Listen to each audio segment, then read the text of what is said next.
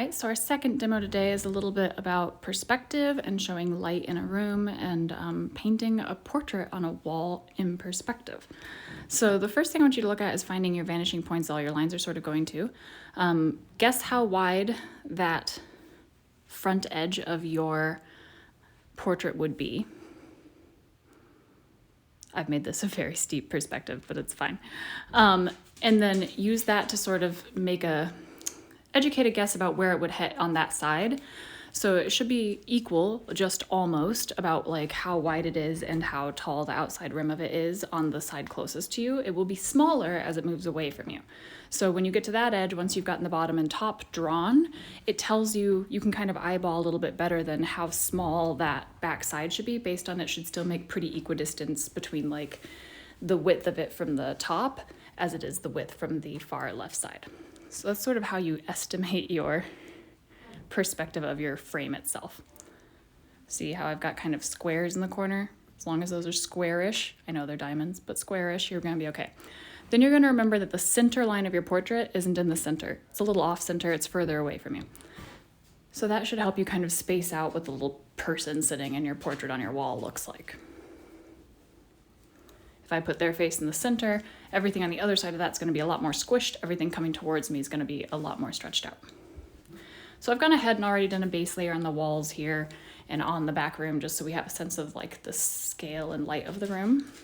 I did a bit of a wash heading into darkness towards as it went into the corner on the left side. And in the back room, it's darkest on the wall the window is on, because all the other walls get a little bit of bounce light from that window. So I'm gonna start by glazing in a couple of yellow colors. It's gonna have to be pretty thick because I did not work entirely hard at keeping my red lines straight when I was painting. So since yellow is a little more transparent, we're gonna have to work a little harder to even out those lines. It's fine. I'm doing this with sort of an ochre. We went to a gold frame, as I recall. You can see I also painted a bit of a shadow around the opposite side of the frame so that in your world, there's a lamp, I believe, just to the right of this that's kind of shining up on it. So I'm going to use a bit of like a reddish brown. I've mixed a bit of red into a bit of sienna, sort of a wine brown. And while it's still wet, I'm just going to glaze a couple of like shadows, both along the bottom edge, but also maybe in the middle where there might be some filigree. On this edge, I'm kind of doing a stutter brush stroke to imply filigree. And the white sort of helps bring those brightness forward and give us a little bit of contrast in it. I realized that there was a matte in your research image and I did not put one in this. So I'm mixing a bit of an off-white touch of pink by adding a little bit of burnt sienna into my white and real quick putting a matte on there. Everything's fine. I'm making it whiter as it comes towards the front corner, heading more into the sienna world as it goes towards that back corner.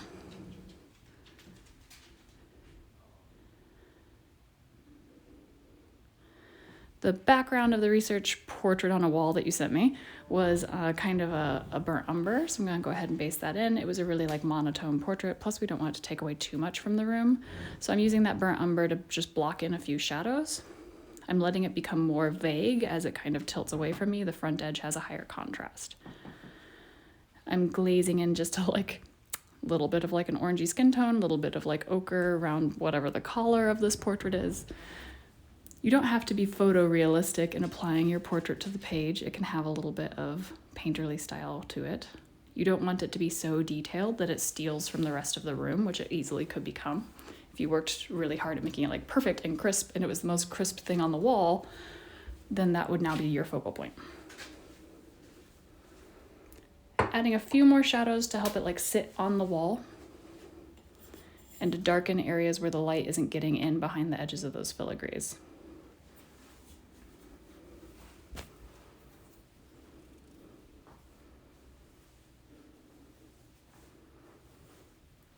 If you had a really bright, hard light hitting it, you could do kind of a white cast line over it for a reflection, but from how it's positioned in the room, I do not think it would have one.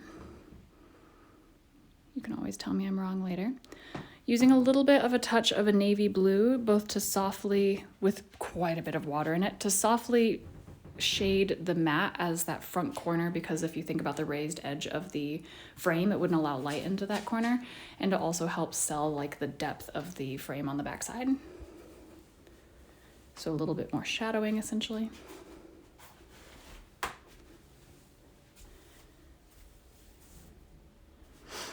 So I added some details just to help you kind of space it out to be more like your world.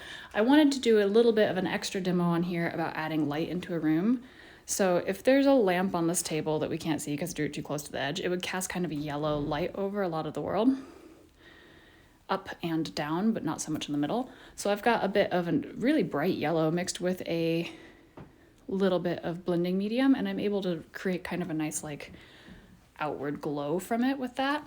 And then I used a touch of white with a bit of blending medium.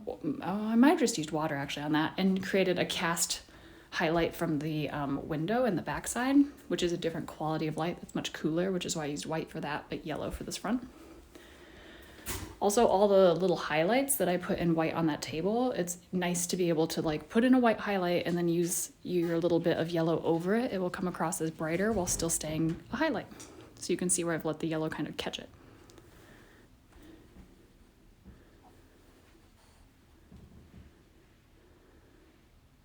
I used a micron to put in the little panes in the back to add a couple of starker details and clean up a couple things.